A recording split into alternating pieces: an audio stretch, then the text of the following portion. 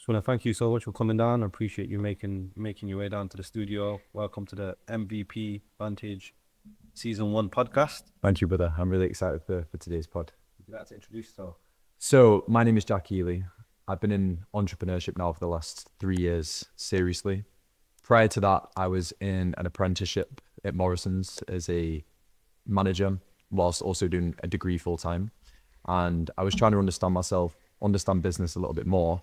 And whilst I was growing my businesses, I soon then realized that there was a whole much more bigger picture for me to experiment within that realm, and developed a passion for business and grown 2 successful companies, which were now transitioning more into tech solutions within my industry. So I'll go in a lot more detail on that, but as a summary, personal shopping and reselling, and tech, to be honest, is what I do. Awesome, bro. Just want to kick off the podcast with our for the record quick fire questions. For sure, let's run it. You ready? Louis Vuitton monogram or Goyard print? Goyard print. Chrome Hearts accessories or Cartier classics? Chrome Hearts accessories. First class flights or 5-star hotels? 5-star hotels. G-Wagon or Euros? Yours. Rolex Day or Patek Philippe? Patek Philippe. Paris Fashion Week or Milan Fashion Week? Paris Fashion Week. Dubai or Vegas? Dubai. Gucci or Mary? Amiri. Retire tomorrow, start again from zero. Start again from zero. Why is that? I think you've got to enjoy the process, because the end goal is for time, location, and financial freedom. However, the funnest part about the journey is building something revolutionary with the people that you care about. And I was listening to an audiobook called The Lean Startup, and the whole principle of the Lean Startup is to bring an info-based product or a real-life product to market with as little spent on investment into that to make it viable for your customers and take the feedback upon launch. But a lot of these entrepreneurs now, when we look at the culture of entrepreneurship, it's all younger individuals partnering up with their friends because they're curious and they want to build that passion for something specific. And I think that the journey that I've had over the last 3 to 4 years, building businesses with my friends and putting blood, sweat and tears into it, them moments are irreplaceable, because then when you actually do get there to where you want to be, and everybody has different goals. Some people work for just freedom and to have a bit more disposable income, and some people want to build a really strong infrastructure to then exit in 3 to 4 years. But I just think having that and building it with the people that you love and you care about the most, that's irreplaceable.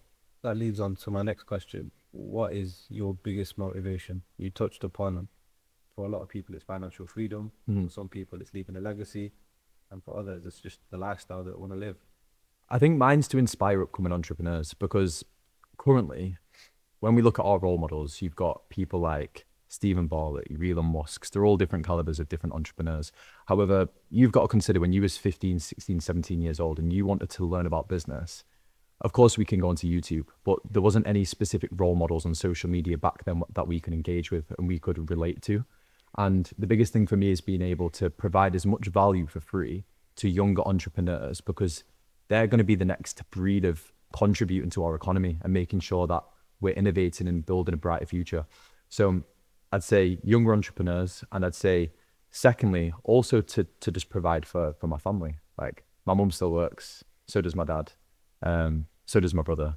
I think, but being able to look after them, because without my mum and my dad, and God, I wouldn't be able to be here anyway. So it's to provide for the people that I love and inspire, for sure. No, I respect that quite highly. I want to take it back to your earlier days. Sorry, just to step in on that. I wanted to ask, when you initially said you'd like to inspire, I suppose young people. I'd say, I mean, the people that kind of interact with my content at the moment, it tends to be a younger audience. So as far as what my approach would be, if you was to look at it, let's say like a Facebook ad, and I'm looking at the ages of the demographic that I'm trying to target, my strategy isn't to target a younger audience. That's just what the data shows.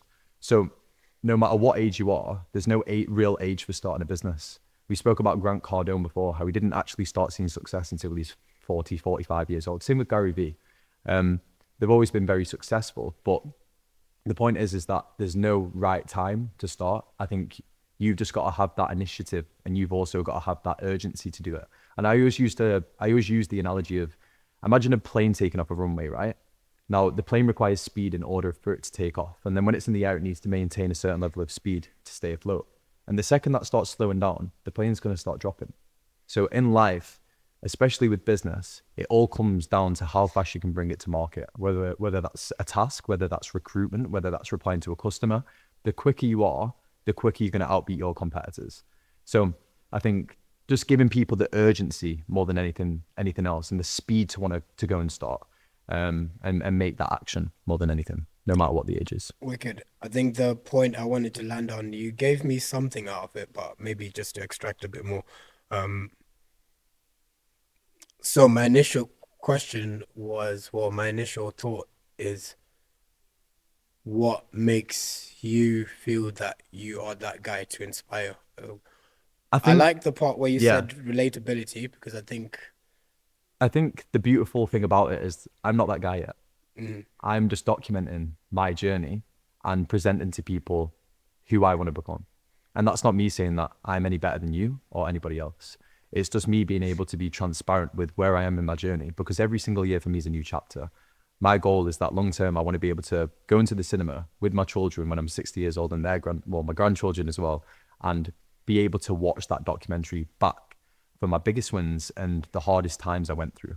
So as far as it goes with, what's the reason why and what makes me the person to inspire, it's more so to just show people what I'm living, what I'm doing, and some of the challenges that I faced. Because say, for example, I could watch a video tonight, right?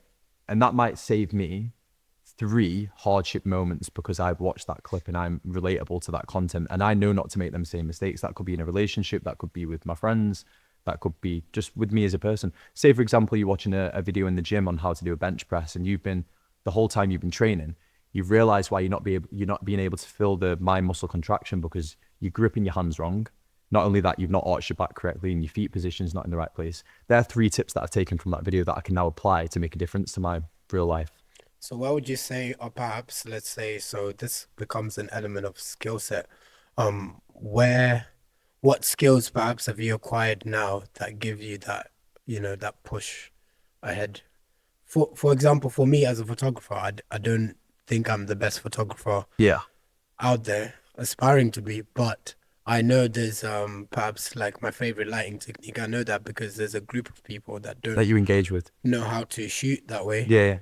Me putting up a video explaining how it's always greatly appreciated. So I guess for me is what key part of your message currently, because it can evolve as you grow, of course, but what key message is your strength, would you say, that allows you to do what you do? To myself or to other people? To other people, because essentially when you put the content out, you are in turn spreading a message to that end consumer. I think that the message that I'm trying to give is that you just need to try and become the best version of yourself. And that can be within anything. It doesn't even need to be within business. And that's why I don't always try to make content on entrepreneurship. You'll notice with my short form distribution strategy at the moment, a lot of it's raw vlog footage, because I like the idea of having transparency with the footage that I create, because I don't want people to just know me as an entrepreneur. I want people to know me as Jack, the person I am behind this. And the question I always ask myself, and this relates to your initial question, is if you was to take wealth and finance away from me in life, who would I be at the core as an individual? And what would the content look like if I didn't have them 2 attributes? So I always try and remember that. And you've got to think, right? 5% of our population are entrepreneurs, right? 95% of them are a mass audience of people who probably don't know much about business. So if I'm going to ask that question to you guys now, where am I going to see this? Where am I going to see more volume in the content creatives? Am I going to see more volume in the content creatives from business topics, or am I going to see more volume in generic topics that's more relatable? You're always going to see an uplift in volume of traffic from the content that's more relatable, and you're engaging that audience into you because of your personality and who you are at the core. So my idea is that with that transparency and that relatable content, I can then reverse squeeze that data and then push them into a funnel. Top of funnel is relatable content. Middle of funnel is business nurture and engaging them with what I know. And then bottom of funnel is then monetizing that into some sort of SaaS or an info-based product or my commercial brands. Very similar to Iman and how Daniel Dalen have reformed their strategies. So back to the initial question, just transparency more than anything else. That's what I'd say. Just be true to yourself, and don't be scared to pick up the camera and document your moments. Like that's what I want to inspire as well, making sure that people can feel comfortable with picking up the phone and just recording their key moments. All right, guys, we're going to pause the video right here. I want to address two things, starting with the comment section. They keep saying the cameraman keeps interrupting the conversation. The cameraman keeps ruining momentum, yada, yada, yada. Unfortunately, we ain't going to stop. I will keep interrupting. I will keep asking the guests a few questions. You know why? Because we want to get to know the people that we bring here, the people we invite into our lovely home. Truth is, I have to edit it, so it is what it is. I am the Picasso, I am the maestro, the Shakespeare, the cameraman that never dies. And you know who else will never die? Wingtrap. Our sponsors for this season are MVP. These guys have been rocking with us from day one. A big shout out to our sponsor, Wingtrap. We'll stick their socials and all that jazz around here somewhere. I don't know. And if you guys are enjoying the videos we've been putting out, we do really appreciate the support. It means a lot to us if you can like, subscribe, share, and all that jazz. And now, let's go back to the video. The one I might keep interrupting in, yeah, cool. That's cool. With that, would you, I'm curious to know, what would you say is your selfish ambition out of all of this? And does it have a number? You're asking some very good questions. I hope so. Repeat that one more time. So, what would you say is your selfish ambition out of all of this? And does that have a number? I'd say my selfish ambition is being able to revolutionize my industry, because I see so much opportunity that hasn't been tapped into at all. And I think that when you look at entrepreneurs like Elon Musk and Jeff Bezos, they've created legacies from making an impact on the world because they've created something that's convenient and life-changing for a mass population of people. And with my industry at the moment, fashion is only going to be emerging. It's only going to keep evolving. And the amount of people who now have that self-image to only want to better how they look, and no matter what the price value is, you could be looking at low ticket items such as, your trap stars and your streetwear brands, or you could go really high ticket like your Hermes and you go, it doesn't matter. I think what we want to do is, and what my selfish ambitious goal is, I want to build something in my industry that will be there forever. And people can relate back to me and say, oh, you know what? Jack built these features into this. Jack was the one that changed this industry. So it's, just leaving a real footprint in the industry I'm in. So we've spoke a bit about what motivates you.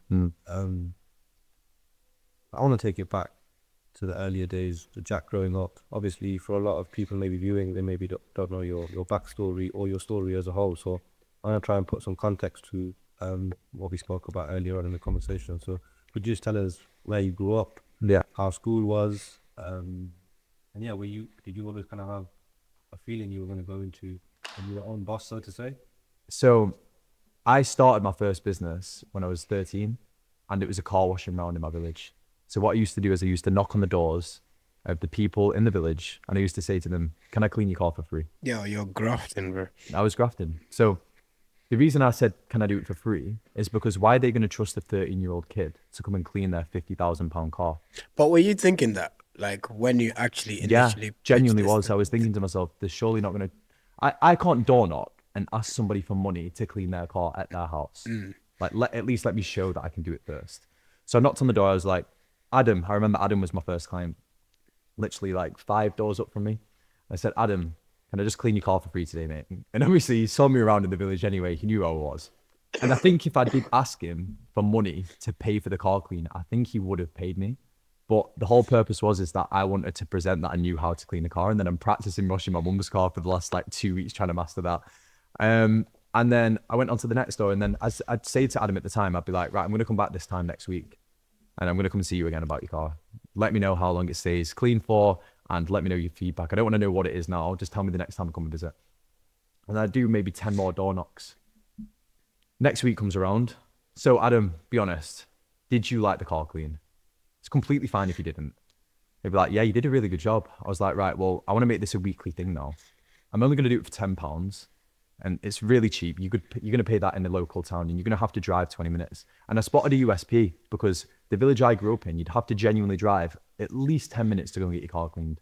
So I thought, rather than you having to drive to Shirebrook or Chesterfield to be able to get your car cleaned, come and let me do it as a routine every single week. I was like, cool, yeah, we'll do it. He had 3 cars, so straight away I had £30 in weekly deal pipeline. At 13 years old, you're racking it in. Yeah, so then I'd just think to myself, it's a numbers game now. So I've got to accumulate, and I've got to understand my output and capacity per car clean. So if each car on average takes me 45 minutes to an hour long, then how many cars can I fit into the day, and what can I accumulate in deals? So I then keep knocking around the village, and I build lifetime value clients who then would literally let me wash their cars for the next 12 months. Then after that, I've never actually spoke about this on any podcast before. I actually used to love motocross when I was a kid. So I did the car washing for around 12 months. I was probably 14, actually, not 13. Came to 15 years old. And I thought, I need to start looking for a part-time job. Now, you can't get a job in the UK when you're 15. However, I was able to somehow finesse a part-time job as a pot washer in the hotel down the road from me. I'm not going to say where it is, just for legal purposes. But they was happy to give me an 8-hour part-time job washing pots and doing waitering. So that taught me a lot. Doing that part-time job as a waiter taught me the most about customer service that I could possibly imagine alongside the car cleaning. And what I did with the money that I earned is I went and bought a Honda CRF 150 motocross bike, and it was a below market value deal. So my dad's always been into motocross. I've been very grateful for my dad to be able to have let me ride and learn how to drive quads and things from a young age. And I had the motocross bike for 6 months whilst I was still working, and then I sold it and made £400 profit on the motocross bike. So that wasn't the principle wasn't that I bought the motocross bike to make a profit. The principle is that I didn't know this was below market value, a below market value deal, and my dad has helped me buy this motocross bike, and I made a profit on it. There is definitely more industries that I can take advantage of with the circumstances, and I learned that from a young age. So the car washing stopped at this point. I was working part-time every weekend whilst I was at school, and one thing that waitering taught me as well is that, say for example, you've got the same repeat clients coming in every single Sunday for their Sunday roast, you need to be the host of that table. And where most servants and waiters misperceive how much they can earn is that you can make more in tips than what you can make in your hourly role. If you retain your relationships with your clients correctly, and you have good charisma, you're entertaining, and the client looks forward to seeing you. So every single week I would manage 3 to 4, maybe 5 different clients who'd have repeat bookings, and I would book them in for the next following week. And every single week, they'd all give me a tip. So I'm thinking, provide great quality service, have charisma, and be entertaining, and repeat that blueprint to every single customer that I speak to. So if somebody comes in wearing a nice pair of trainers, oh, hi there, I'm sure I saw you last week, but where did you get them trainers from out of interest? But I'd think of how I could go into this like a salesman on a call. I like that. You're making a personal bond. A personal bond, a personal relationship with every single person I spoke to. And I feel like sometimes people overthink it. They think like, the most common advice you get in business is to network, but people find it daunting because they overthink what networking means. 100%. But like you said, as simple as, hey, your shoes are dope. Yeah. And I think when it comes to networking, it's all subject to the recipient. So you've got to have a really good judge of character and be really due diligent about who you're speaking to. I'll give you a great example now. Let's say, for example, you have a business selling high-end luxury fashion brands like I do, right? And you've got a customer data list, right? You've got a client called John. You've got a client called Jamie. John is 35 years old, very corporate, high net worth individual. Jamie's 18 years old, is still in college. When my sales team ring Jamie, they're going to say, yes, Jamie, how you doing? Very good. Da-da-da-da. However, John, hello, sir. How's your day been today? I know you've been very busy this week. How's things been? And they're going to have a different opening approach. I feel like sorry to cut you here, but that was one of the main, and I spoke to you this off camera, that was one of the main skill set that I found me invested in you. And I told you this off camera a few times actually, on how you were able to adapt to your surroundings. How did that come about? Because you mentioned you grew up in a village. Yeah. So this is where all of these subconscious memories and all of these skills that I accumulated from a young age, from car cleaning to then doing the waitering, these are all skill builders, right? Specifically for customer service and understanding the recipient. The audience of people that live in the village, I grew up in a reasonably, wealthy area. I was very fortunate to have working professional parents. So that made me realize I had to speak to the people in the village in a certain way. With the waitering, you'd have a diverse range of different people because it wasn't a bougie restaurant. It was just a village pub hotel. So that made me realize that a younger audience are going to speak to me in a different way. Three guys who are coming in hungover on a Sunday for a Sunday roast, they want to speak about the girls that they was with the night before to gas me up. And whereas Jenny, who's 65, wants to tell me about when she's going on her M&S shopping trip. So again, relating back to the initial question, I then got another job after that. And this is part of the journey. And I always like to articulate this when it comes to questions, because I think people need to understand the backstory of how I attributed these skills. Car cleaning, waitering, next job part-time was at Debenhams, right? So as a sales assistant on the shop floor, that would be me folding clothes, hanging clothes up, working behind the till. And I was around 16, 17 when I joined this job. So I was just leaving school and I was starting my A-levels, and I was working 8 hours a week at Debenhams part-time. And this is when I started reselling as well, which I'll get into in a second. But Debenhams, what that taught me is that upselling is so important.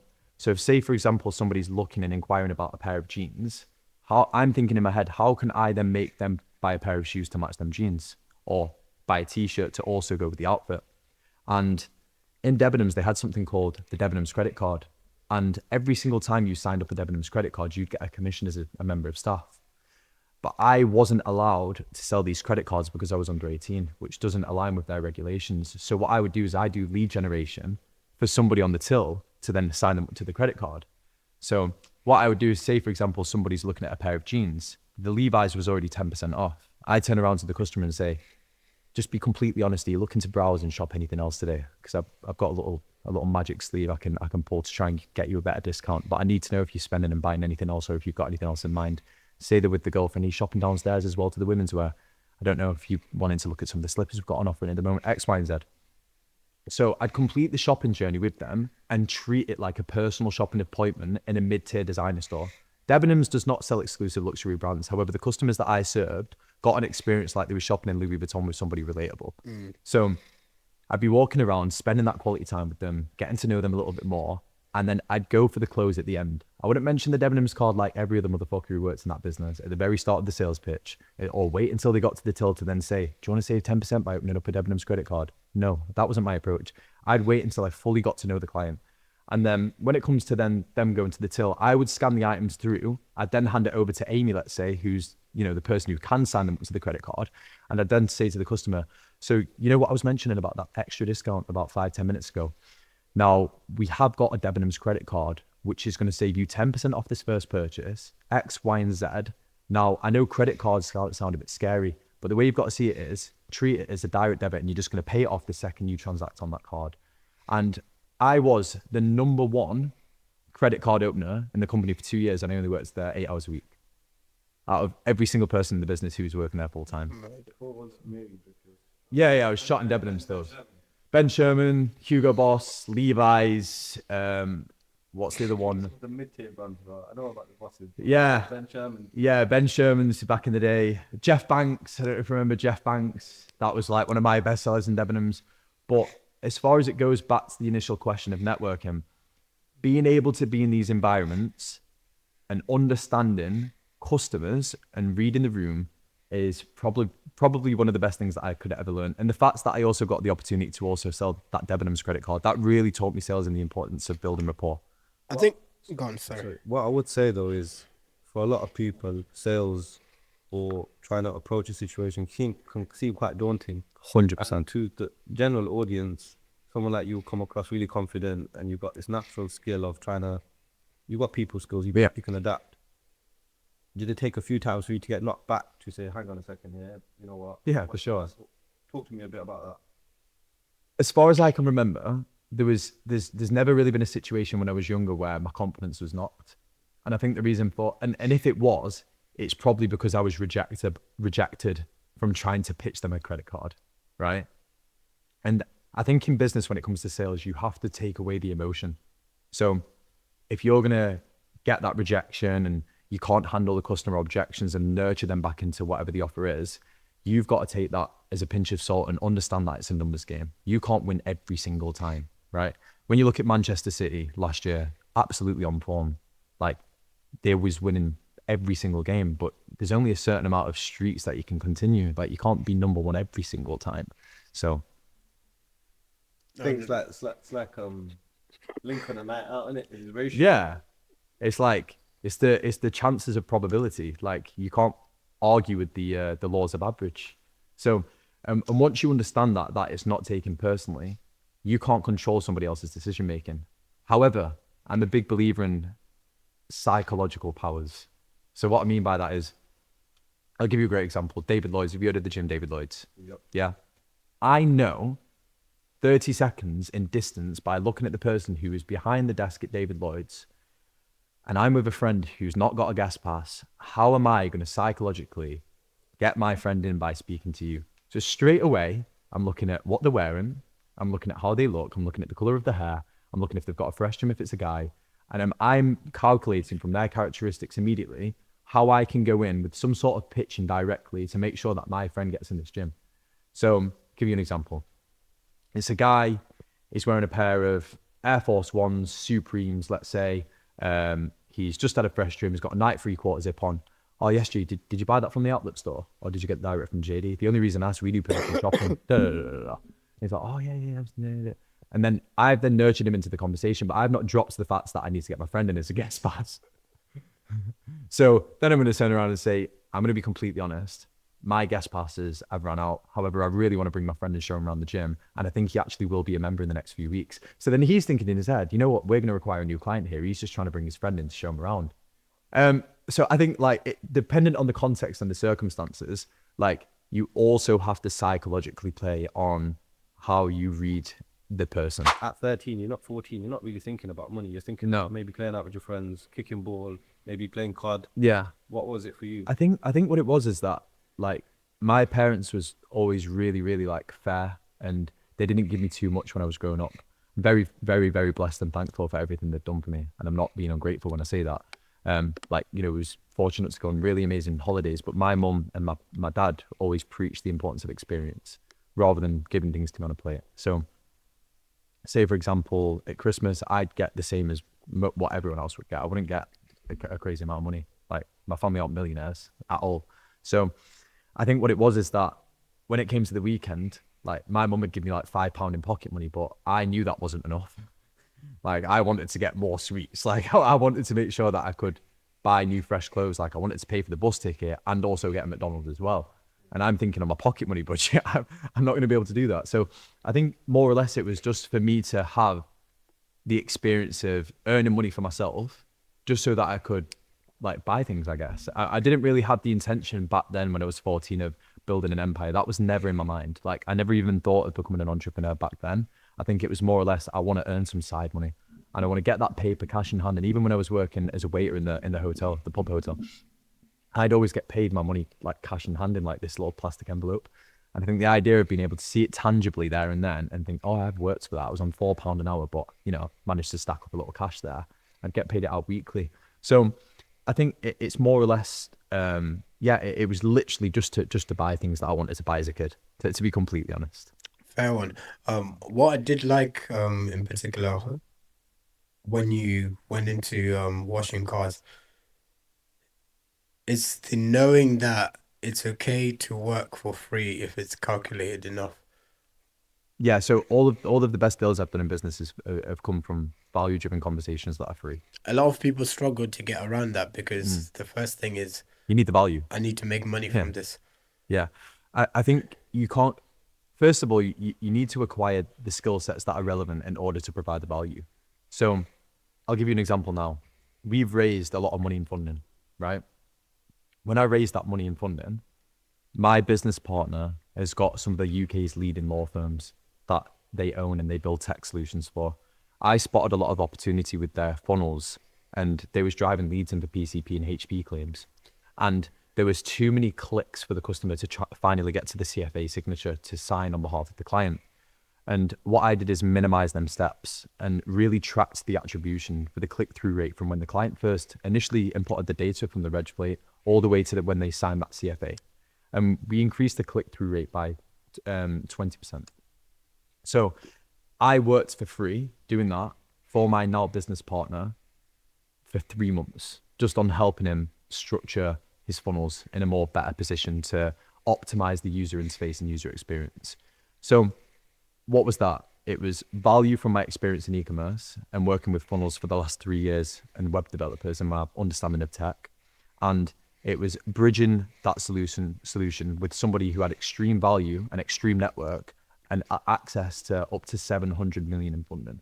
So my purpose, again, when I started working with them, I was still running my own companies at the time. This was only last year in April, May time. And after that 3 months of working together and being in that office every single day, I then turned around to him and said to him, I really want to raise some money. That same day, I then had my funding line set up. So again, that value, that's been accumulated subconsciously for the last 4 years of my learnings of working in business. However, that was only presented within a 3-month interval. So another great thing you could do now, let's say, for example, you go to the gym every single week, right? You've studied muscle mind contraction and the best way that you think you can reform your body through a diet as well. You train for 2 years and you don't see any monetary purpose other than the idea of that you're going to get your body into a better shape. And then after 2 years, you then think to yourself, I need to start making content speaking about the mind muscle contraction and exactly how people need to position themselves when they're doing this movement. And then what you then start doing is you start making content on explaining and breaking down the movements. Great example, Jake Beast. It's exactly what he did. I studied his strategy, put a mic on himself, recorded himself doing a movement, and it explained how other people have got the problem of not doing the movement correctly. And then what did he do? He ran up his content for 3 months after posting every single day with one reel. And then he then dropped a fitness course. Let me help you transform your body. Charge $999. And then at this point, you already had 100K. Even if you converted 3% of them clients, do the maths. It's 3,000 people paying $999. So you've worked that 2 years in understanding and studying exactly how to become a better fitness enthusiast. However, you've made content in a 3-month period from all of them learnings throughout that 2-year period to then finally see the monetary value. So first of all, you need to learn a skill. I think we're dropping some real gems there. As Link would say, content is king. No, for real. And what I like about that, I was going to my next question, which you already answered, would have been, I'm an individual. I've got a bit of skill in a particular field. What field?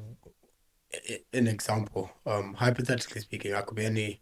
I might have like experience in we'll just use photography. Okay, great. Yeah. So where is that point of entry for me to show people that I can give value? And I think in what you said, you got to start making that content.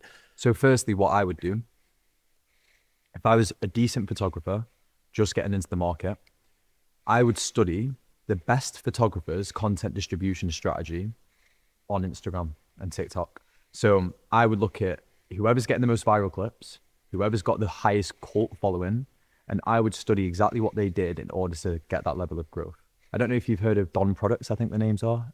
They do like a lot of, I can't remember the names, either Don Producers or Don Products. They do a lot of stuff for like Cinch. I think they did the Paris one recently. What's the name? Can you remember the name? It's Don Produce. Don Produce. Let's say they call them. If we're wrong, we're wrong. But their whole USP with their go-to-market content distribution strategy, and the reason they're generating a lot of leads and they've exposed themselves to this network, and this comes back to your initial question, like they've managed to attract a mass volume of an audience, which is just because of their own creatives or behind the scenes clips with working with other people. So if I was a photographer, what would I do? I would message the best photographers in my area and I would say, can I come and spend a day with you for free? I just want to learn from you. And then what I would then do is go and spend the full day with that person, and I would vlog on a gimbal or my iPhone behind the scenes of working with that person. And then what I would then do is put this into short form distribution and ask them questions all day long, picking their brains on what the best tips and tricks are for upcoming photographers. So then I could publish their knowledge in my short form distribution channel. And then what's that going to do? I'm going to get viral clips from my short form, and I'm going to attract the people that are in this network who are in a better space, in a better position than I am, to then go and learn from. And that's going to open up your network straight away, open up opportunities straight away. Because at the start, you might have the idea of being an amazing photographer. And then you might think, you know what? No, I don't really like photography now. I prefer working with a network of photographers. And what I want to do is build a network across the country of the best photographers. And what I want to do is be a broker to these photographers. I want to be the lead generator. I want to attract the clients. And then I want to broker my deal flows to all of these best photographers. So say his hourly rate is £60. I'm going to charge my client 100. So you might then want to just be the middleman, and you might want to be the networker and the person behind the scenes. So it's all subject to your own personal goals and how you position yourself within the environments that are required in order for you to grow. So going back to your journey, you mentioned you were at Debenhams, you were doing really well and excelling in sales. What happened from there? So whilst I was at Debenhams, I then heard rumors about this specific outlet store in my local area that was starting to stock high-end luxury designer brands. And people were saying, oh, I just went into this outlet and I just bought a Moncler jacket for £50. And I'm turning around and saying to my friends, nah, that ain't true. That can't be a thing. So I then decide the same day after hearing this rumor that evening to go and visit this outlet. I go straight upstairs to where all these gems are, and I see behind the till there's loads of Canada Goose jackets, loads of Monclers, and there's tags attached to the zips, like paper tags with the prices on. And I'm like peeking and looking at the prices, and I'm thinking, how is that Canada Goose Wyndham jacket £100 brand new with tags? So at the time in this outlet store, the staff who were working in it didn't understand the value of the goods, because a lot of the time the products that would go into this outlet were faulty or defective products, end of line items, or returned products. So then I straight away bought as many as I could for what I had available at the time. I think I spent about £300-400, and it wasn't even on the Canada Gooses. Couldn't actually afford to buy them. What I actually bought was loads of CP jumpers, because I knew I could shot them off quite really, really quick. So I think the first deal I did was 7 CP company hoodies, and I bought them for £30 a unit. And then over the next few days, I then was listing them on my Snapchat, saying CP hoodies available, £70, retails £240. You know, the ones with the 2 goggles and the hoodie from back in the day. And then I sold them all within like 3-4 days. I then went back and I borrowed £1,000 off my mum, and then I reloaded again. So whilst I was at Debenhams part-time, I also had a moped, a Yamaha Aerox, and I'd be going back and forth to this outlet, buying as much as I possibly could with the cash I had available, and I would resell it as soon as I possibly could. And I also built a Depop profile, and Depop's a marketplace. And I would list every single products that I got in hand. I'd take photos of my mum's bathroom floor of these luxury designer brands, like Canada Gooses that are £1,000, bathroom floor, bam, upload it onto Depop. And I'd be buying these Moncler jackets for £50-100 and Canada Gooses for £50-100, and 6x in my money, 7x and 10x in my money every single time. So I was making a lot of money. Now, people started to then know about this outlet, right? Obviously, the word got around. You can buy all of these luxury designer brands for 95% off the retail price. So then I thought relationships and network has always been my biggest 2 skill attributes. So what I'm going to do, I'm going to build great relationships with the staff in store, and I'm going to know exactly when they put these products out. So what I'd do is I'd have a routine. I'd finish A-levels in the day. I'd finish for around 3:30, get home for around 4, shower, eat, and then I'd be straight to the outlet. The outlet closed at 8 p.m. And I knew there was a window in the day, because I got told and informed that the rails would usually come out between 5 and 6. So I'd be there proactively waiting for these rails. And there were these 2 big staff doors. So what I would do is I'd peek through a little hole that they didn't even know that was there, to just see what rails were there. So I could see that there's loads of Stone Island, loads of Canada Gooses, loads of Moncler, all of these diverse different range of different designer brands. And I would wait until they bring them rails out. And the second that they open them doors, I would literally grab the items straight off the rails, so they couldn't even make it to the storefront. And then I'd go straight to the till, buy, I'd be waiting for the next rails, take them to the car, boom, and go again and again. And then by the time I was 17 and I started driving, I was actually the 7th highest ranked seller in the world on Depop. And I remember the first big win I ever saw. I bought a Saint Laurent as a risky buy, the biggest win I ever made in that store from one item. Bought it for £50 a Saint Laurent bomber jacket, leather. I sold it for 1.5k 3 days later on eBay. And I thought, like, these staff at the time really didn't understand the value of these goods, and they was just marking them up subject to what they think it was worth. How did you confirm the authenticity? Because for a lot of people that are watching, Yeah. and for me personally as well, Yeah. this sounds It's unreal, bro. Because this outlet is owned by a PLC that is also owned by a commercial retailer. So all of the stock that was in this commercial retailer, by the way, everybody knows this company. I could say it now, I'm not going to say it. So we still work with them. Like, so I can't really disclose that, but yeah, everybody knows who the business is. That's all I'm going to say. If you know, you know. So yeah, the quality assurance checks and the supply chain that they initially ordered the products from, they had direct to brand contracts. So the other company under this PLC, they buy directly from the brands. Did you repair any items? Yeah, for sure. So there's multiple occasions where, like, we'd buy broken Alexander McQueen's with the sole hanging off. We'd buy them for £10-20 a pair with no box. I'd take them to like a tailor's who'd be able to then glue them up. And I also had a good friend called Darnell, big up the restoration plug. What he used to do is he would then repair the shoes. We'd just ship him a box every week of all of these faulty products. He'd then repair them, keep them in the shop for his customers who, you know, are dropping off shoes for shoe cleans and X, Y, and Z. And then he would post it to our customers. So he'd be dealing with the fulfillment. We'd be paying him for that and also doing the repairs. And then we also had a tailor that we got a partnership with, where any items that had just have a missing thread or, you know, a broken zip, what we'd then do is give the tailor these faulty products. But that was what my entry point was into reselling.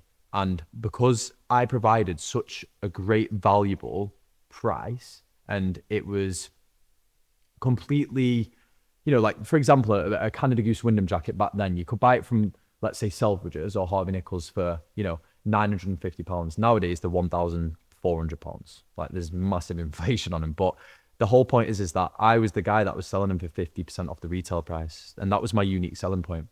So to begin with, we was only selling through Depop and to friends and family and people that we knew.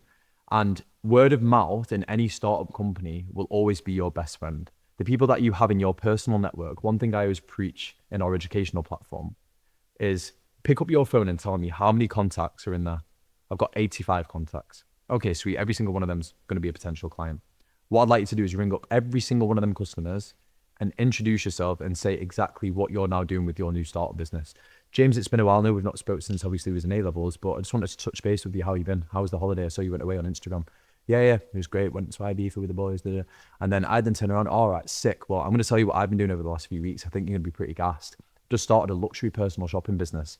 Now, our mission statement is to provide luxury designer brands for up to 50% off the retail price. And I want to put you on my VIP list. We've already been selling to local footballers. Bearing in mind, you haven't been selling to local footballers. You're just telling them that to make him feel like, you know, you've already got that extra step ahead.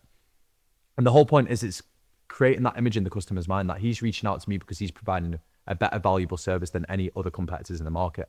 So essentially, yeah, we took advantage of that strategy, and then we then pivoted to Instagram, because when I was 17, my PayPal got took down because you needed to be 18 to have a PayPal. So then I tried opening friends' PayPal accounts, tried running up other Depop accounts, eBay's as well. And we soon realized it was just more headache than what it was worth. So then we started an Instagram page called The One Connect. Have you ever seen Power? Yeah? So the Connect, that was the whole principle of it, The One Connect. So we then started pushing our products through the One Connect's Instagram platform, and personal shopping in Instagram was really, really early back then. I'm talking, 2018.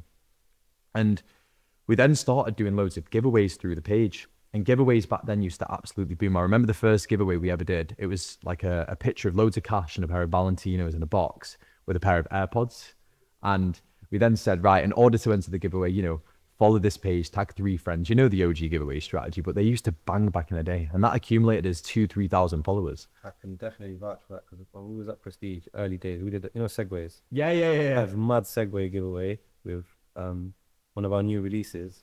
Bro, the return on followers and interaction, Twitter, Instagram was crazy. And I feel like it was a really good way of. Back then, it was the method. It was the organic method back then, and we really took advantage of that giveaway strategy to accumulate a good foundation of clients, especially in the local area. And then from there, I then realized that there was a lot of opportunity with the sourcing process of the business, because personal shopping, there's two ways of selling. You have reselling, where you buy a product below the market value / the retail price or on a drop, and you resell it for a profit when it sells, or you do the sourcing method. Sourcing is very similar to a car insurance broker, like compare the market, right? You go and compare the market, you type in the reg plate, you've got all of these insurance providers. Luxury fashion, when it comes to sourcing, you've got a supply chain with loads of suppliers that you've networked with. And what we do essentially is we find the best, cheapest possible price for that product and broker the deal to the client. We take the payment upfront from the client, pay the supplier afterwards, and we make that margin with their cash. We then get the item posted to the office. We take the photos of the products with the production team, get loads of good, strong UGC creatives from it for top of funnel ad sets and organic campaigns. And then we send out to the customer and display that product as a portfolio in the personal shopping Instagram feed. Same again with TikTok. So that's the process of what all personal shoppers do. Most of them don't have the stock. And I want to make you all very clear and aware of that. Most of them just arbitrage a supply chain in which we all work in. And this is why at the moment we're spending a lot more time on fashion tech to centralize all of the supply chain into an all-in-one platform, because fashion tech is very much untapped. For example, if you're running a social media marketing agency, you've got platforms now like Educate or, like CRM hubs, which will determine where the client is within their deal flow, lead, consulted, won or lost, but it'll be subject to that niche. Now, in personal shopping, we don't even have a personal shopper CRM. We don't have any sourcing hubs. We all still work in WhatsApp groups to source products, 200, 300 WhatsApp groups. There's too many teething issues when it comes to the sourcing process.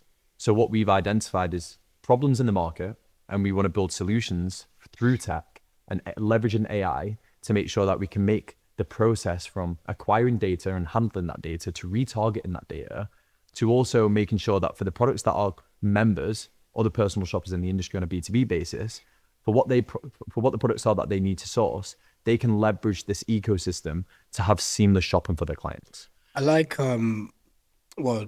two things. Firstly, I want to kind of tap in on. I'll ask my initial question first, which was, so based off hearing that journey, it's flip culture, isn't it? Like when you buy for a lower, what's it, market value? Yeah, like flips. Yeah. So it's big, and I think Gary Vee was big on 100%. flip culture. But the reason I wanted to ask is, so how easy is it to get into that now as opposed as it was back then? Has there been a discrepancy in the entry point now has been easier than ever, to be honest, because we've, as a platform, we factually have the world's largest B2B trade group infrastructure that we own. So that's the reason we launched the Resellers Room. So MorleyTrends is a B2C personal shopping platform, right? MorleyTrends has two sides to it. You've got the personal shopping team, which deal with everyday inquiries via the inbox. Hi there, have you got a Go Yard bag? We then have a personal shopping team who will then style and procure different outfits for that client request on a one-to-one personal shopping basis. Now, the second component of that infrastructure is then our e-commerce operation. Now, we don't have any stock in inventory, right? However, on our website, we have 12,000 SKUs. And the reason for that is because we've been able to leverage the partnerships that we have with different retailers in order to get B2B contracts to get the items below the retail price and then to arbitrage them for a profit. So our operation at the moment, if you was going to say to me now, Jack, you need to make £1 million a month from MorleyTrends right now, would you spend all of the time on your personal shopping team, or would you spend all of the time in ramping up your e-com store? Because we've got great availability on there. What's the quickest way to make £1 million a month out of them two components? Every day I'm going to say the e-com store. Yeah. The personal shopping team, each agent has a capacity of turning over between 100 to 200,000 pounds a month. And that is an extreme capacity. An e-com store is automated, it's systemized, and you're only focusing on optimizing your existing systems, right? So what our goal now with MorleyTrends is, on the front end, we distribute a lot of short form content. Like, we go ham on distribution for UGC creatives, POVs of day in the life of shopping with one of our personal shoppers. And we take a lot of inspiration from a lot of different competitors that are in our market. However, the second component, which is the e-com store, relies heavily on the fashion tech that we're building based on the relationships what we have with our pool of vendors.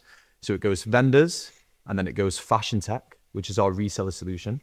And then it goes into MorleyTrends and syncs all of that data about the products and supply chain into our storefront.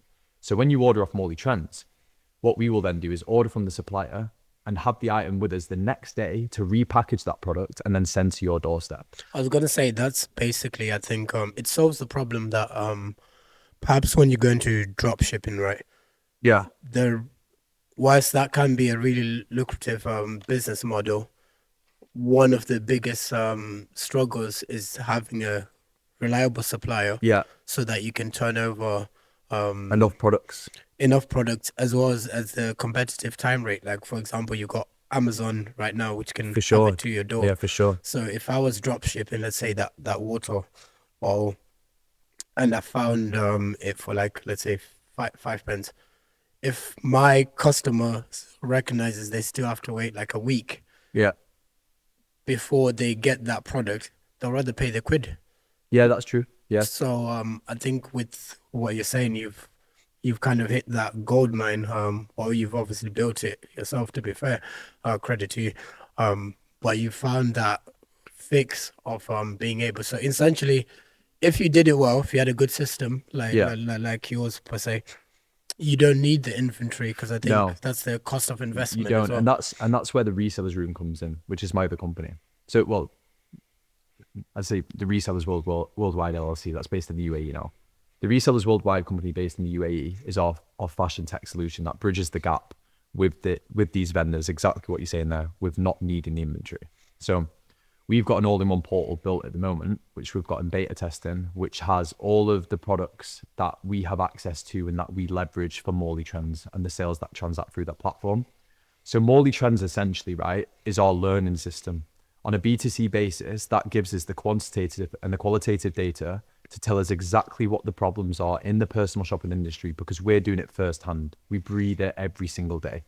So if we know that we're seeing extreme success with PPC and SEO, and we're spending £1,000 a day on Google Ads to return a 19 ROAS, and our operating margins 7 to 10%, then it's just a case of turning on the tap. But we need to master that in our own business, which is where the Reseller Room comes in. Everything that we've learned in MorleyTrends for the past 3 years of running that business, we then put that information into our membership communication hub, so that not only can they get access to all of our suppliers in different trade groups in our community, we have more than 2,000 listings per day going through that community, where vendors will post their products with their cost price, versus the retail price, and also the recommended resale value. And what personal shoppers will then do in our community is take these photos and send them to potential clients.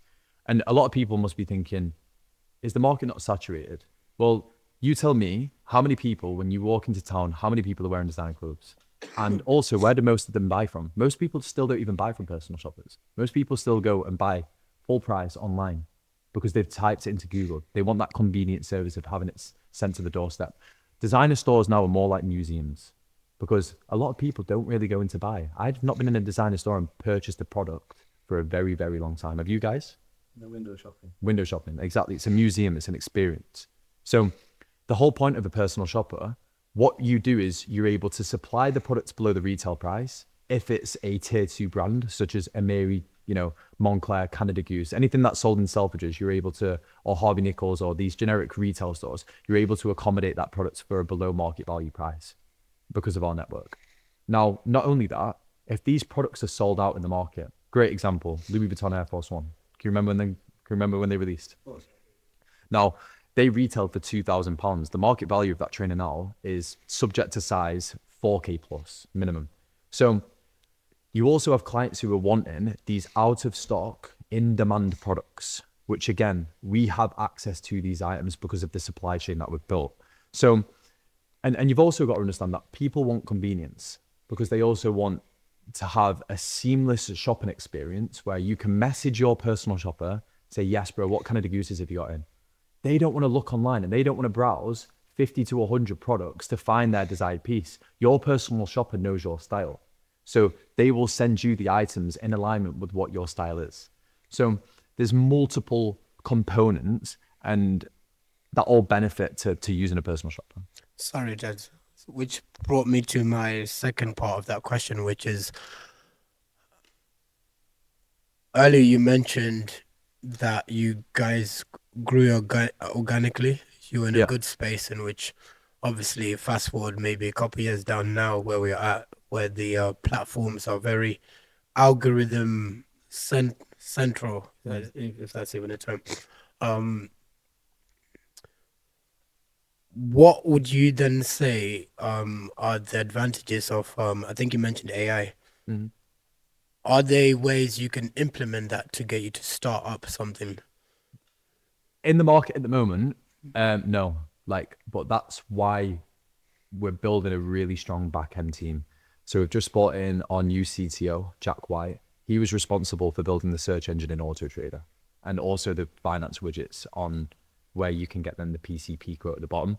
So as far as it goes with the answer to your question, AI is not really in fashion at the moment. As far as it goes with e-com, like we do leverage AI in our tech stack. So one thing that we do is, you know, the descriptions of the products.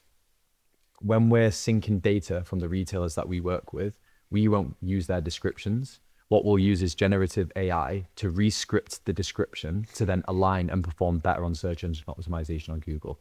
So the more times that a brand is repeated in the description and its product specification is repeated, the higher chance that Google will rank your product listing on Shopify to have a healthier score because you've gone in depth with the products. You also have something on Shopify called metafields. You're probably familiar with metafields and variants.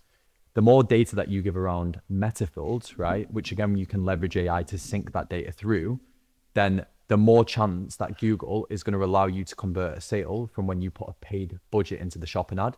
So as far as it goes with the question is, AI on the front side, no. Like that's what we're building solutions for at the moment. On the back end, however, which is not what a lot of personal shoppers do, maybe two of our competitors probably use this structure, like that's where AI comes in. So on the back end, yes, front end, no. Are there any threats of AI in the future, perhaps in your line of industry? 100%. I think that AI can definitely contribute to building, fast solutions for curating outfits and catalogs for clients. And that might not be subject to what the client's needs are. So one thing that we're looking into building at the moment is within our sourcing hub, when you type in what size and what brand your client is looking for the product specifically, what that AI will then do is find a category and put together a plan of what outfit would align with your inspiration, if that makes sense. But we're very still early that's like the last of our priority. That's just a mind map idea where we're thinking about how we can leverage AI. But our goal at the moment, to be completely transparent, is get MorleyTrends to £1 million a month in turnover. And then leverage the tech stack that we built for MorleyTrends by introducing it into the Resellers Room, which is our B2B educational platform. And the reason we need Resellers Room, you might be thinking, are you not creating competition for yourselves? Now, no. And the reason for that is because when we're working with different commercial retailers, our relationships with these retailers all come down to buying power. So the more that we spend with the retailer, the better discounts we're going to get. And if we've got an incubator with 1,000 members who are all transacting and spending money every single day within our ecosystem, we can then funnel that revenue and funnel that to our advantage to then broaden our commercial partners that we work with from a supply chain perspective. And it gives us the most power in the market because if we got the largest pool of personal shoppers alongside our own platform, we can leverage that as power. But what would you say is what makes MorleyTrends firstly the service and kind of the luxury shopping, I won't say outlet, but kind of what makes it different to the others? You mentioned earlier, when I mentioned off camera, is it a saturated market? So what would you firstly say? My first question to you is what sets you out from other viewers to other shopping services, luxury shopping services? I think firstly, our standards of practice from every single component of the business, we are constantly innovating. So what I mean by that is customer reply time, the way that we deliver our customer service. One of the exercises I got my sales team to do when they first joined the business was ring Louis Vuitton and Dior and write down a script for how they reply back on the phone call and treat you like a client. And we breathed that then into our business as a new approach. So I think firstly, customer service and the reply time.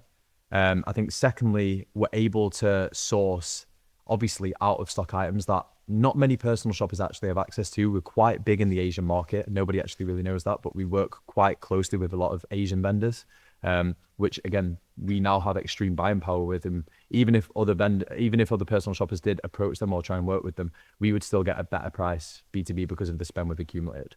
I think another component is the fact that it is a click and collect personal shopping platform as well. So if you wanted to purchase a product, come to the office and buy and get that customer experience, you also have the option to do that.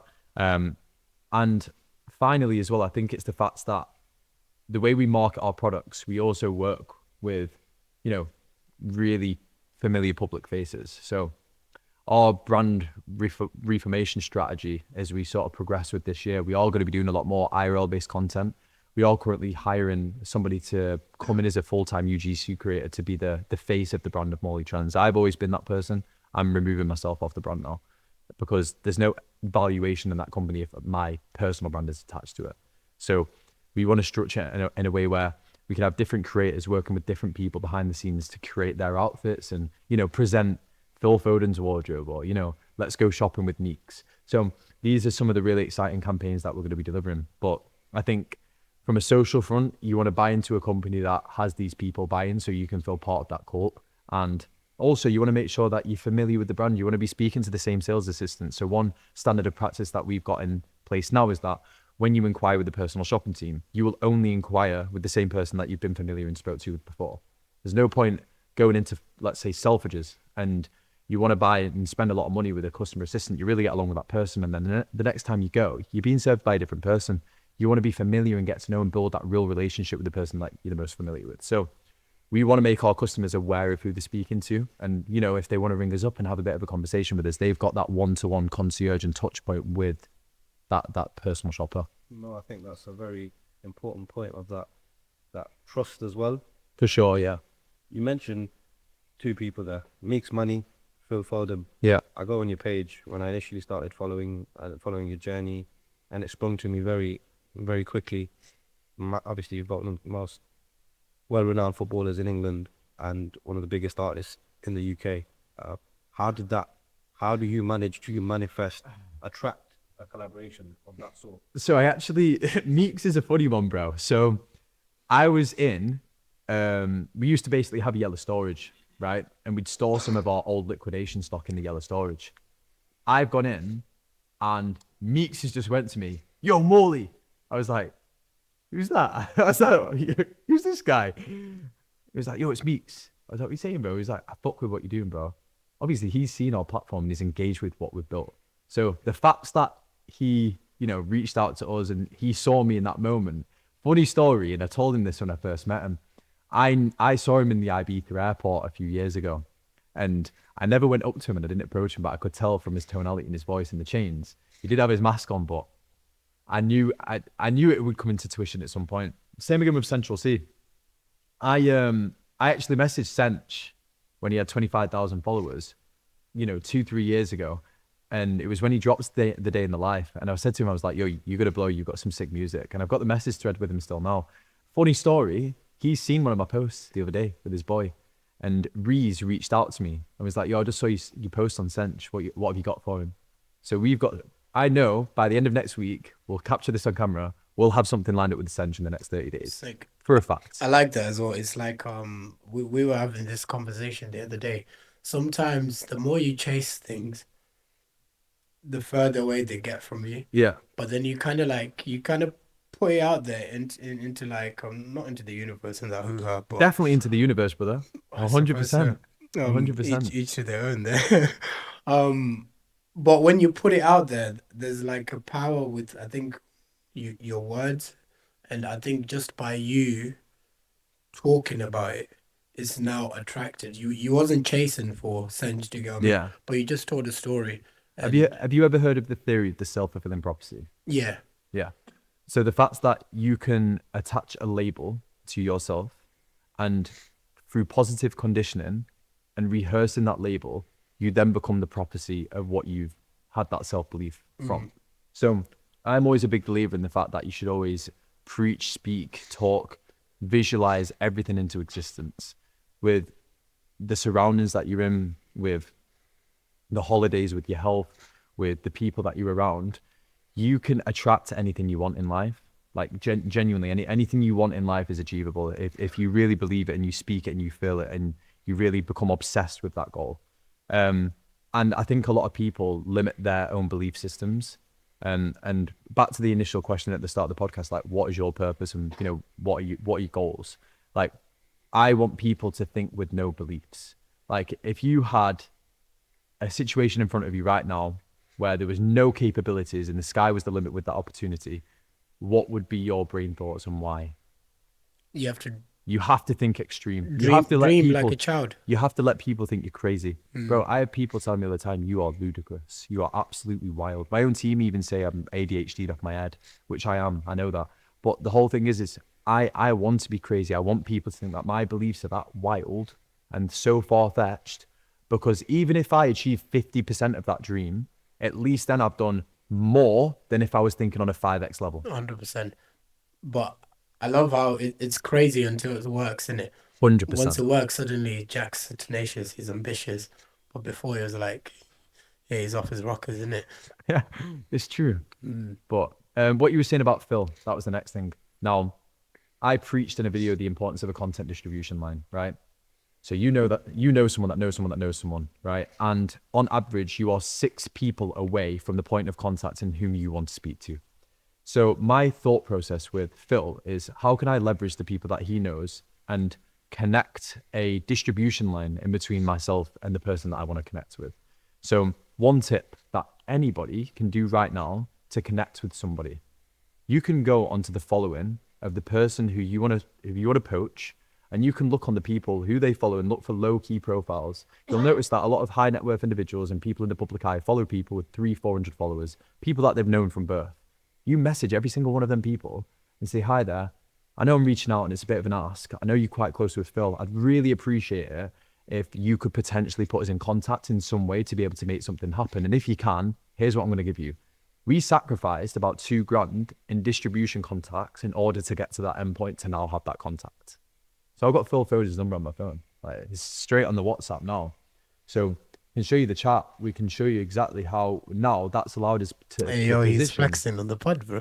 Like, we can position it so that we now have direct access. You're going to blur the number, but like, it's there. Yeah, that's mine. Put So it on the it's- screen, on the screen. So it's like, the whole point is the sacrificing them 2 people is worth it for the lifetime value that you're now going to reap in not only content, but also for what will acquire in sales. And most startup companies neglect CLTV, customer lifetime value.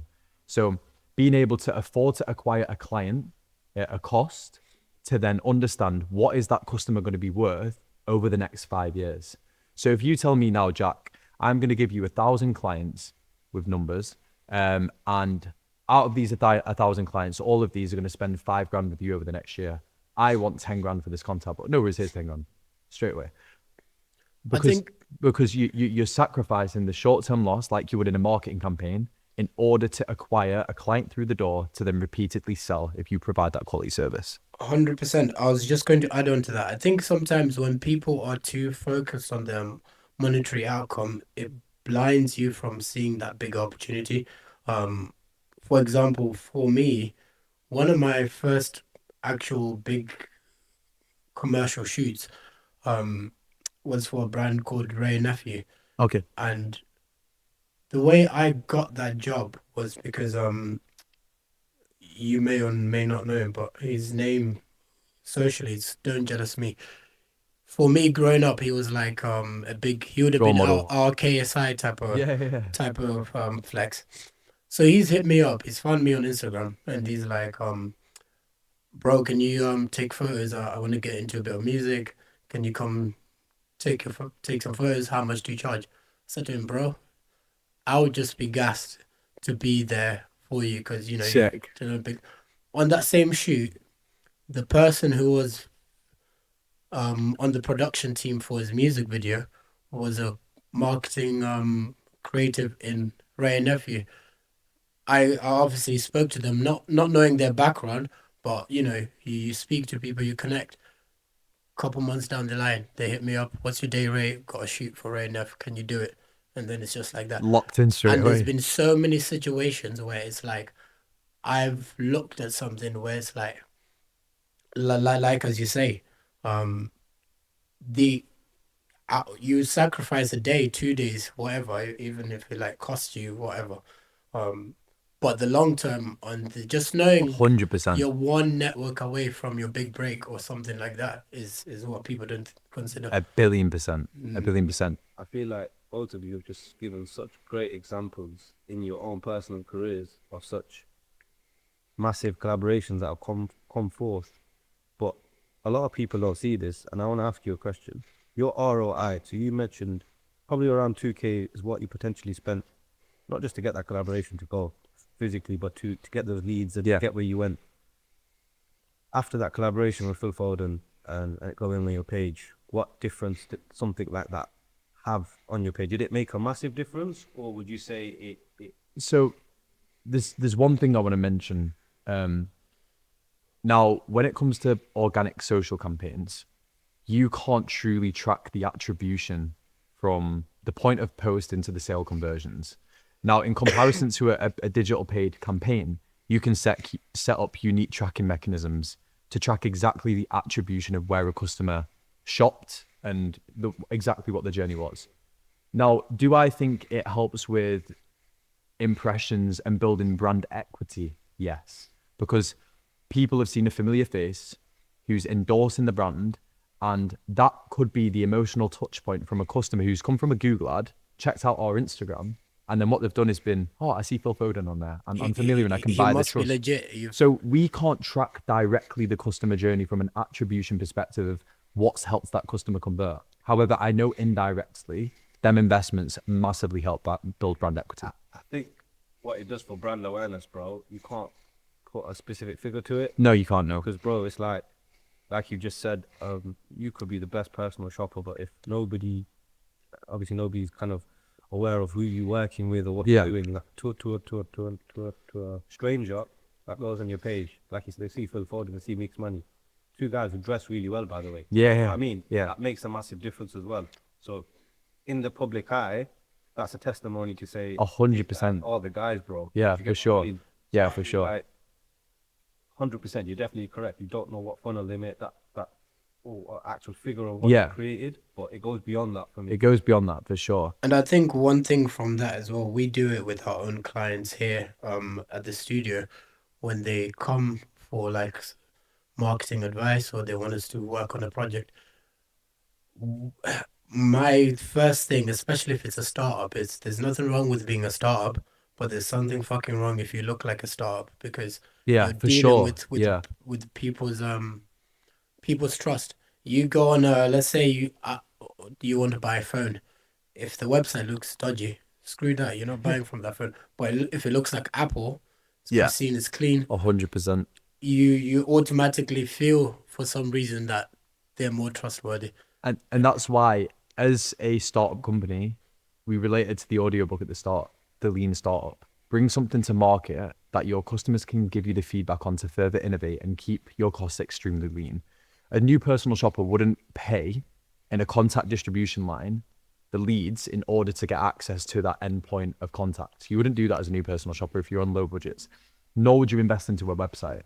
What you do is somebody starting a new business is you would relate to everybody on your contacts book, which is what we spoke about earlier. What's stopping you from going standing outside of Selfridges and waiting for every single person who walks out that store with a designer bag, from you approaching that person and saying, hi there, I'm a personal shopper, yeah, take my WhatsApp number.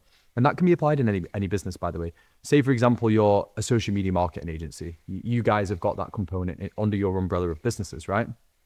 You could scrape the whole of Google to ring up to scrape every single accountancy business that's got a registered phone number attached to their business on Google. You export that into a CSV with a scraper, and then you'll have a full list of numbers. Say there's 2,000 accounts in the UK. What you would then do is put that into a Connect's power dialer. I've not even spoke about sales, by the way. That's a completely another masterpiece. You then put all these numbers into a power dialer, and you get a sales rep on the dialer working on commission only. Hi there, I've just been onto Google. I can see that your company's got a reasonably good website. However, you're not pushing any PPC or SEO or optimizing the site in any way to attract leads through your e-commerce strategy. I just checked your Instagram as well. I can't see you really pushing, too much through your social strategy at the moment. Can you just speak to me a little bit more about, what your goals are this year for attracting new leads and new deal flow into your business? And you'd ring every single account, and I guarantee you now, you'd get at least 1 in 50 of them at least on some form of retainer, whether that's for content distribution and social media management or through helping them run as a paid media buyer. And sometimes the one is all you need because, for example, if you're selling a high ticket product, For sure. 1 or 2 out of like 1,000 or whatever, doesn't matter. For sure. You've got And- two strong. And that's why using that principle there, what we just spoke about, then that's just one example. You could do it with dentists. You're a videographer, right? Yeah. Say you've got 5 other videographers in Leicester who you're very close with, who charge you a decent hourly rate. You could again export every single dentist's phone number, right? And you could say to them, hi there, just to give you a bit of information about ourselves, we make video content for dentists like you. We've seen a lot of great case studies and a lot of growth with the amount of customers who are coming in to now get their teeth done with yourself for composite bonding. You would then charge them a retainer for X amount of deliverables per month, clips for short form. And then you would contract your videographers in your network and take that broker fee in between for what their hourly rate is against what you're charging as a retainer. A great example. What have you done there? You've learned sales and you've learned how to build a network of videographers who can focus on that one niche. There are 2 examples there. So you don't even always need to learn the skill. A lot of the time, you can just be a really good salesman and a great negotiator. And that's why we've seen a lot of success in the Resellers Room, the educational platform now. Our sales team, the second we get a partial lead data come in, and what I mean by that is somebody who submits their full name, email address, and phone number, but doesn't book a call with us to consult on what the offer is. My sales team will ring them within 5 minutes if they don't book a call. James, you just gave us some information around starting a personal shopping business. Just out of interest, have you watched our training video on our VSL about how you can start this business today? If so, what are your current thoughts at the moment? How come you've not got into it before? Is this the first business you're starting? So being able to negotiate and object handle customer emotions on the phone and leverage that to your power to manipulate them into some sort of offer will win every single day. I like that. But I think one thing that I'm wary of when I hear that, it's a great testament to your own personality per se. Just Quality talking assurance. to you, I feel like not to be sold to, but I'm engaged and happy to listen to you. Is that, in your opinion, how far can you learn that skill, and to what point is that a talent? For becoming a salesman? Yeah. I think that being a salesman isn't forcing something onto somebody. As long as you are approaching them with transparency, right? And you are telling them exactly what you're going to be doing. You just have to be yourself. If you gave me 2 salesmen now, one of them is a very hard seller and throws it down your throat, but the other person is more relatable and, more generic with the topics of discussion. The person who's more relatable will always win the sale because people buy into people. People don't buy into a business. They buy into the person that's pitching it to you. Like, for example, I preached this myself, a real life case study. I wasn't meant to be buying a car. I was car shopping in October. I really liked the guy who showed me this car. Oh, you're a sucker like me, Yeah, bro. and I ended up getting the car. I did actually need a car, but I wasn't really too bothered about getting it. But I just wanted to look at it. I did not go with the intention of getting the car. And because I really liked the salesman, he was really relatable, really friendly, really genuine, told me exactly everything I needed to know. He didn't force it down me. I think it's just transparency. You feel guilty by not buying, which is, I think, is the Yeah. best thing you could do as a salesperson. You gotta make them feel And compelled. you've got to read the customer. He knew he couldn't spin me. He fully knew he knows that I know. Do you know what I'm trying to say? So it's like, it's subject to the person you're speaking to. It relates to what we spoke about earlier, understanding and being due diligent about the recipient. Going away a little bit from topic slightly, one of the things I was very curious of is I watched a clip, which really struck me. You mentioned paying that little bit more when you're on holiday. Yeah. I don't know if it was Dubai specifically. Yeah. About hotel rooms. Yeah. And being at the right place at the right time. To the viewers who haven't seen that clip, please explain. Spending an extra £200 a night or £300 a night on a hotel for you to be positioned in an environment around more high net worth individuals will be your biggest investment you can make as far as it goes with opening up your network to be able to communicate with high level entrepreneurs and high performers.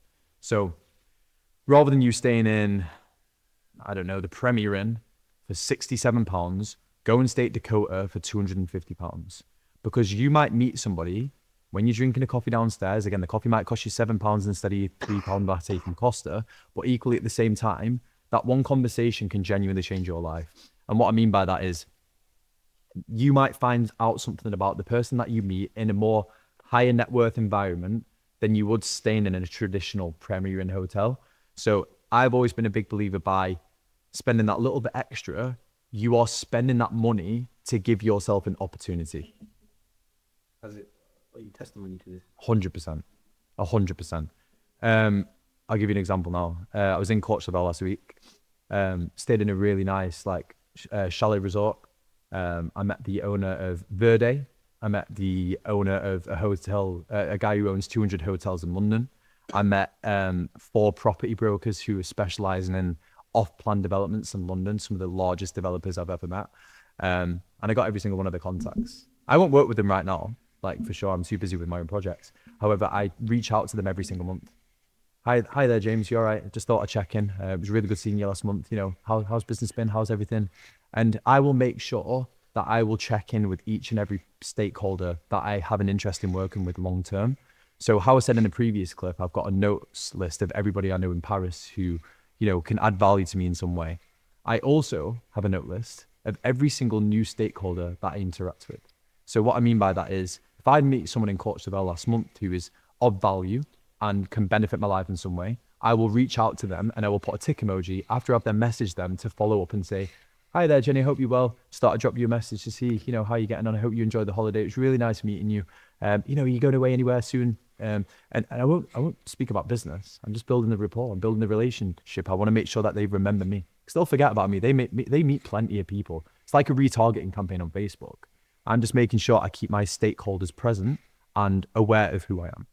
I think what I like is you added that realistic approach there at the end. Me and Link have we had a conversation not too long ago. We speak about, sometimes when the content kind of dropped out and you hear stories of, I made so and so, I made so much. A lot of the time, sometimes it makes you question, is this actually realistic? And I think Lincoln probably be able to touch on it a little bit more and explain it further. But when we were speaking the other day, and it's like, is this really a true story? Sort of thing. So I like the fact that you added on at the end that there might not, there might be people like me every single day, but that 1% chance. Yeah, for sure. It's massive, bro. And I feel like it gives not just the viewers, but people who are interested to say, you know what, it might be a long shot, but it's worth it. You know what I mean? And I think just to summarize on that, for anyone who wants to start a business and get into entrepreneurship, my biggest advice I could give would be on going to work with another entrepreneur for the day for free. I think it's that simple. You'll expose yourself to more learning than you've ever done in your whole life. You're losing a day, but you're learning at a super fast pace. And you're being exposed to that network of people.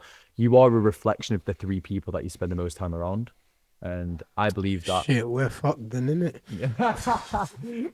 So I think that as long as you look at the people that you're around, your peers, and you believe he's a really good version of himself, he's achieved a lot of great things, he's in a better position than I am in life, and I can tell you that for sure, then you're in the right circle. If you look around and think, I'm the smartest in the room, I've got the most amount of money, I'm the fittest, I'm the best in shape, I'm in a much better position in life than my peers, you are in the wrong room, my friend. You're in the wrong room. And you have to constantly reflect on that circle.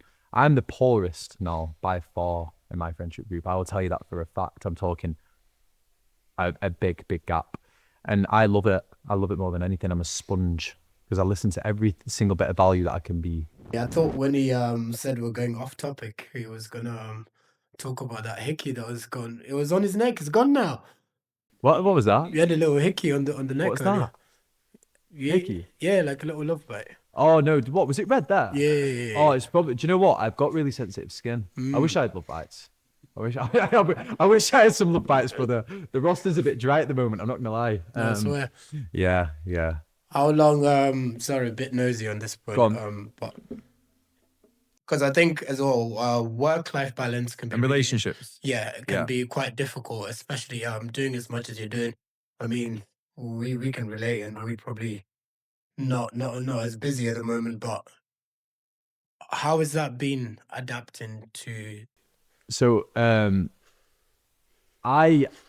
having a break at the moment. So I was with a really, really good girl for like 2 years. I still really love her. I'll be completely honest. I'll say that. And she knows that I really care about her. And she made a lot of positive impacts on my life. And she's obviously contributed massively to the person I am today. And I think that as far as it goes with relationships, it's a cringy saying, but every king needs his queen. And I think with the right woman by your side, you will accelerate faster than you could ever imagine. But for me at the moment, I'm not at a level of maturity, and I'm not the man I need to become to be able to facilitate her needs. So on a personal level, I think that could that be repaired, and could something come from that again one day? I hope so, because she's a very beautiful girl. She's got a very clean heart. She's Muslim as well. So yeah, like I think within God's time, and if not, like she knows I wish her all the best.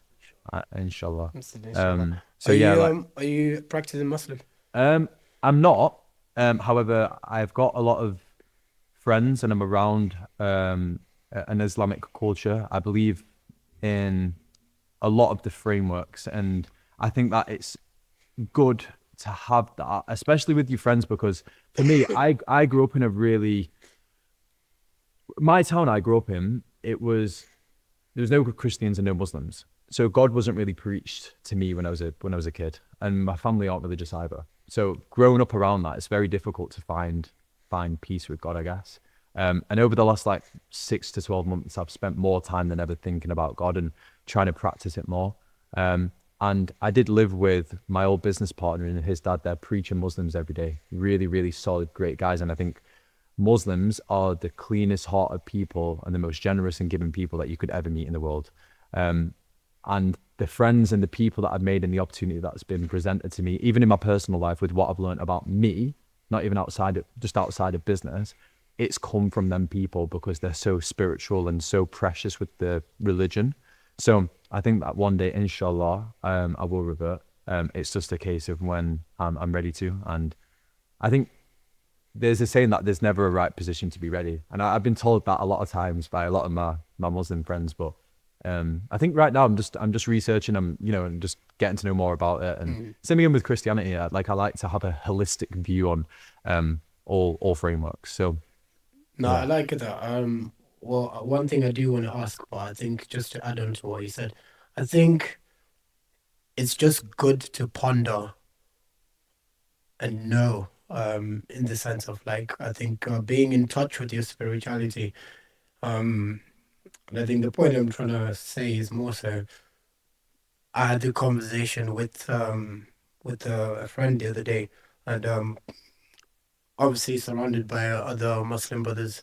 I'm Christian, but they asked me, so why haven't you reverted yet? And my answer to that was quite straightforward, which is I don't have any problems with my current belief system. Sure. Yeah. However, I think if you are truly in search for the truth, you should be open to being wrong. So I wouldn't debate with a Muslim that is solid on his standpoint as a Muslim and it's that way or the highway. But I will be more receptive because essentially you hope me to be willing enough to hear you out that I might change and see the truth. Yeah. Likewise, I'm going to have the same belief. And if we don't meet each other at that level, Equilibrium. then Yeah. it's just I'm arguing my point over yours kind of thing.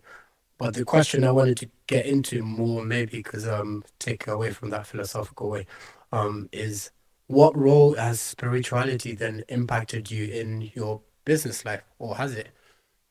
I think that up until about like 12 months ago, consciously and subconsciously, I didn't really think too much about God. Maybe like once a month. But I think that the more you think about God, the more you will find that there is so-called coincidences. And I now don't believe in coincidence, by the way. I can only preach that it is down to one and only. So, and I think as well that, and I want everyone to test this for the next 2 weeks. Think about God every single day and watch how your behavior changes when you know you're being watched. So, you know, when you felt like chucking your chewing gum on the floor, think about God before you do that and ask yourself, I'm going to throw it on the floor now. Same again with a good deed. If you think about giving someone some money, or you've got some spare change and someone's on the side of the road who needs just that extra bit of money to go and buy themselves a drink because they're homeless, and you're thinking, oh, you know, should I do it? Think about God straight away. You'll do it straight away. So the whole point is that just take notes, like journal yourself and have a dialect of the things that you have done since you started preaching and thinking about it more. So as far as like spirituality now, how much has it had an impact on business and my personal life? It's made me a better person, to answer the question in conclusion, for sure. Well, good. And then perhaps the last thing I wanted to ask you actually, last night me and T always have this conversation where we ask like, how much money do you think you need to be okay? We never really come up to a figure. But last night I sat down and wrote like I'd say this list was a list of superficial things, like things in the grand scheme of things mean fuck all, but they're just things that I recognize. Like I want, for example, I thought I want to have nice teeth because I fucked in a long time. But for me, I then looked at it. The reason I did that is I thought, okay, cool. The psychology is if I had all these things, I'll be supposedly happy, right? So then I just put a cost down of what those things would be. Yeah. And the total then really came to somewhere where it's like, oh, I reckon I could do this. But then it makes you think afterwards. So once you're fulfilled in your worldly desires, per se, then who are you? And I think those are the things that you then, if you can figure those things out, motivate the type of person you actually truly become. So my question to you is, for starters, on a selfish way, what figure do you think you would land at? The reason I was smiling at the start is because if you asked me this a year ago, yeah, I'd be like, I'd say an insane amount. The purpose for me now is that, of course, I would love, you know, all of these superficial things. I think they're all bonuses. But when you look at this watch, yeah, like when I die, that's just a bit of metal, bro. That doesn't mean anything. Like it's temporary. So, I mean, in the moment, it's great. It's great to have these nice things. And I think what comes with value, and when you build revolutionary businesses, the value is attached to the ticket that you get paid. And I really value what I'm going to achieve. So I know I'll be very, very rich, but I'm not going to look at that sum of money. And I do think we will, MorleyTrends, I think in 3, 4, 5 years, I am looking to get an extremely high valuation on that company, 50 mil plus. But I'm not looking at the sum and thinking I'm aiming for that goal of exiting for this amount and selling my companies for this. It's like I've got a huge goal list on my phone. I'll read them out to you now, actually, very quickly to end off the podcast so you can be aligned with exactly this question you're asking now. But as far as it goes with what I need money for, I will read it out now. So you've got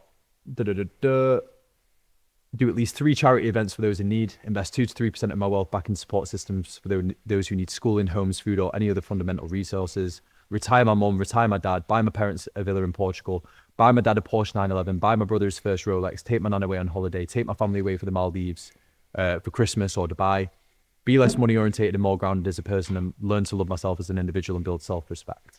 So as long as my parents are retired, my dad's got his Porsche 911, I've got a few Lambos and a few nice kettles, can go on holiday frequently, and I can just do what I want every single day, I'm cool with that. I don't need 100 mil in the bank, truthfully. And I don't think all of them things I just listed require me to be worth 100 to 200 million. I think you can do that on a... The reason as well I was quite prompted to do the whole calculation thing out is because, so like you said, you don't need 100 million in the bank, 100%. I think mine, I said if I was being greedy, it probably came up to 5 mil. Yeah. And if I was being reasonable to where I'm at, I'd sell for 1 mil.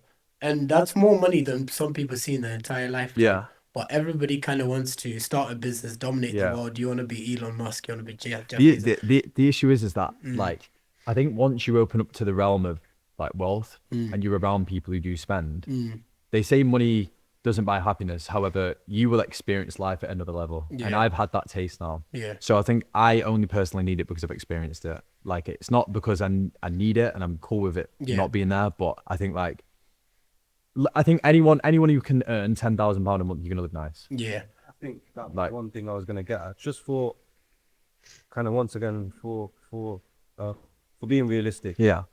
You both are here. In this day and age, you know, you got your own place. You might be renting, for example. You don't have to own your own place. What do you think, to have a good level, standard in the UK, as a man, you should be earning? I think if you want to retire your parents, which I think deep down everyone wants to look after the family, right? If you want to retire your mum and your dad, you want your own apartment or house. That doesn't have to be bought cash, by the way. That can be rented. You also want a nice supercar or, you know, a decent whip. You also want to go on holiday and you also want to eat out at nice restaurants. I think collectively... That was on my list. Like... Eat out twice a month. Eating out, I think... I'll do that. You're looking at 20k, 30k a month. 100. Like, you got to pass your parents 5 each, like, at least, so that they can, like, live nice. You've got to... Then your whip's probably going to be with insurance, like, 2 to 3k if you've got a Hurricane.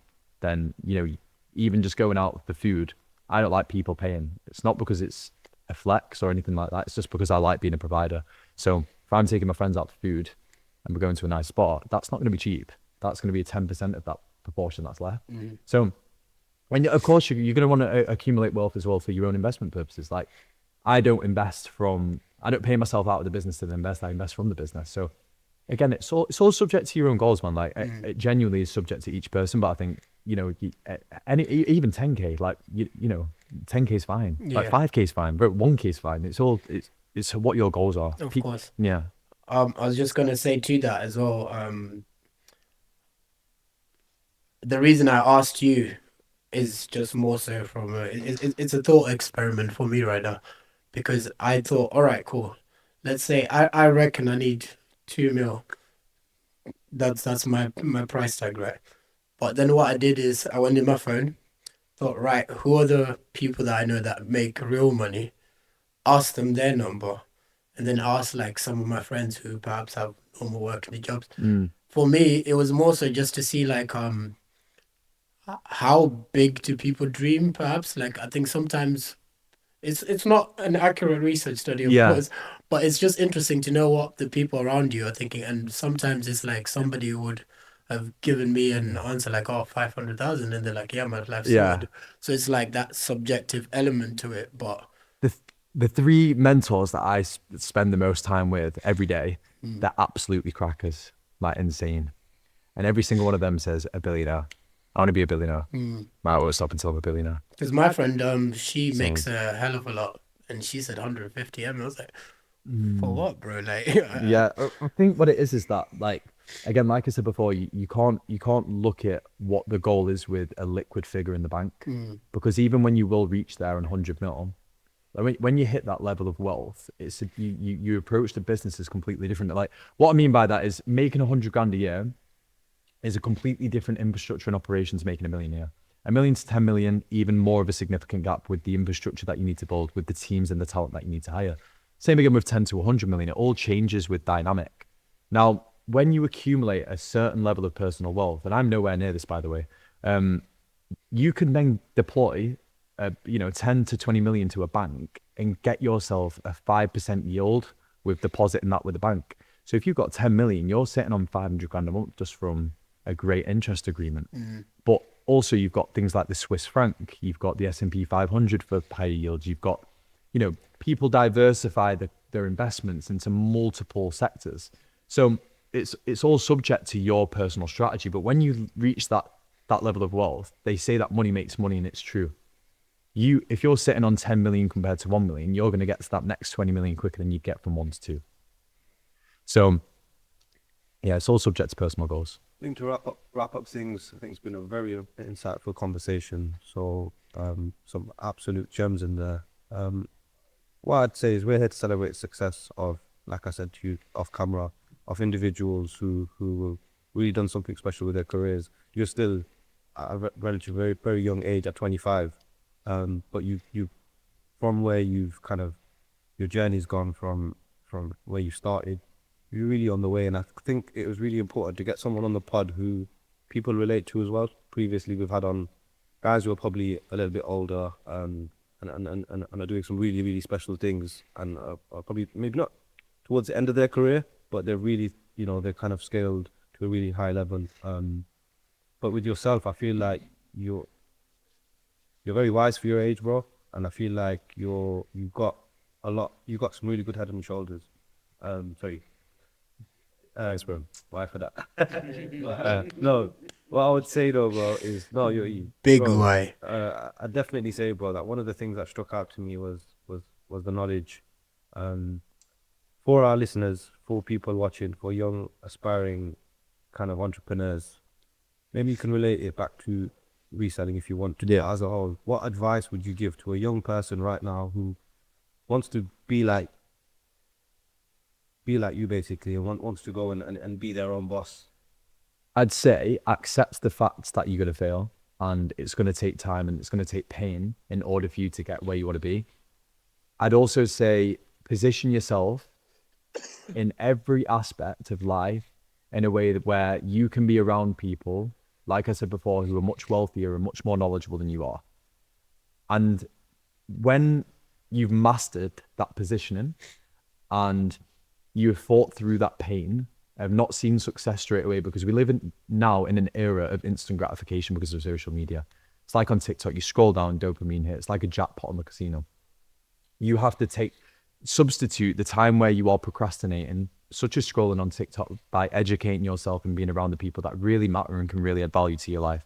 So 3 tips. Number 1, spend time with other entrepreneurs and work for free in every single aspect, and every single time you can do that, go and do it. Number 2, replace your current bad habits, such as, let's say, scrolling on TikTok, by self-educating and listening to people who are relevant and have credibility. And step 3, don't be afraid to take risks. For any young listeners who are 16, 17, every single person that talks to me and I try and inspire, and they say, I'm 16, bro. I'm like, you're so much richer than me. I saw Moses the jeweler say it. He said to someone when, he was really young, he's like, you're so much richer than me. One thing in life you can't buy is time. You have endless opportunity in this day and age right now to go and pursue whatever you want to dream of. So live with no risks, live with no regrets, and try your hardest. You only have one life, in this life of what we perceive anyway. So make the most out of it. Like, live to your fullest potential. Appreciate you having me on, bro. For sure. Thank you for hosting me as well, guys. I really appreciate it. No, it's been great. I think probably one of the most valuable content that we've done as well. So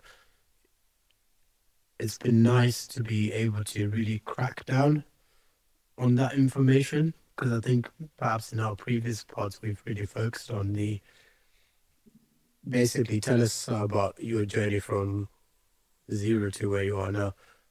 But the actual application of the conversation has been, I think our viewers will appreciate it. So for sure. And I think for those who are listening now as well, the guys on the podcast, I've only ever been on 3 podcasts in the past, but I've never been asked intellectual questions like you have today with me.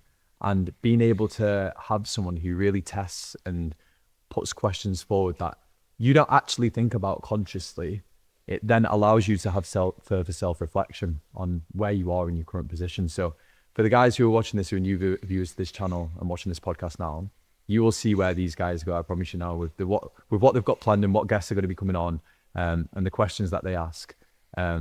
Yeah, like I had to pause and think for a few seconds. I think that you guys are great hosts, and yeah, I can't wait to see where you guys go. You're going to be very successful. No, it's a big love, bro. Appreciate you, bro. Always, friend. So